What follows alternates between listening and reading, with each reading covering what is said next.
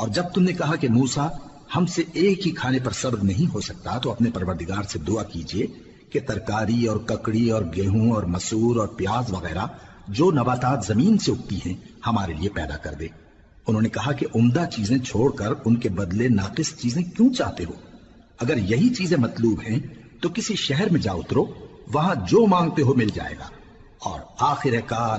ذلت و رسوائی اور محتاجی و بے نوائی ان سے چمٹا دی گئی اور وہ اللہ کے غضب میں گرفتار ہو گئے۔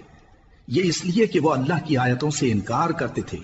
اور اس کے نبیوں کو ناحق قتل کر دیتے تھے، یعنی اس لیے کہ نافرمانی کیے جاتے اور حد سے بڑھے جاتے تھے۔ جو لوگ مسلمان ہیں یا یہودی یا عیسائی یا ستارہ پرست، یعنی کوئی شخص کسی قوم و مذہب کا ہو،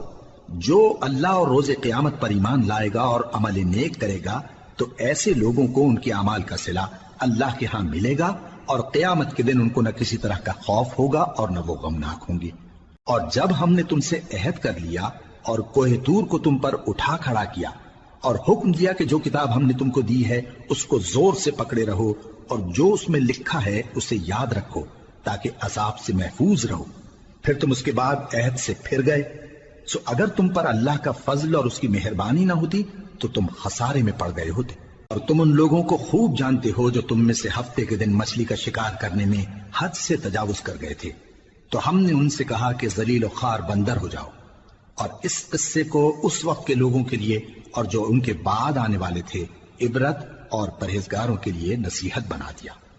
اور جب موسیٰ نے اپنی قوم کے لوگوں سے کہا کہ اللہ تم کو حکم دیتا ہے کہ ایک بیل ذبح کرو، وہ بولے کیا تم ہم سے ہنسی کرتے ہو؟ موسیٰ نے کہا کہ میں اللہ کی پناہ مانگتا ہوں کہ نادان بنوں۔ انہوں نے کہا کہ اپنے پروردگار سے التجا کیجئے کہ وہ ہمیں یہ بتائے کہ وہ بیل کس طرح کا ہو۔ موسیٰ نے کہا پروردگار فرماتا ہے کہ وہ بیل نہ تو بوڑھا ہو اور نہ بچڑا بلکہ ان کے درمیان یعنی جوان ہو، سو جیسا تم کو حکم دیا گیا ہے ویسا کرو۔ انہوں نے کہا اپنے پروردگار سے درخواست کیجئے کہ ہم کو یہ بھی بتا دے کہ اس کا رنگ کیسا ہو۔ موسیٰ نے کہا پروردگار فرماتا ہے کہ اس کا رنگ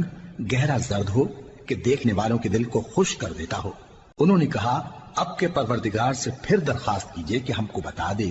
کہ وہ اور کس کس طرح کا ہو، کیونکہ بہت سے بیل ہمیں ایک دوسرے کے مشابہ معلوم ہوتے ہیں، اور اللہ نے چاہا تو ہمیں ٹھیک بات معلوم ہو جائے گی۔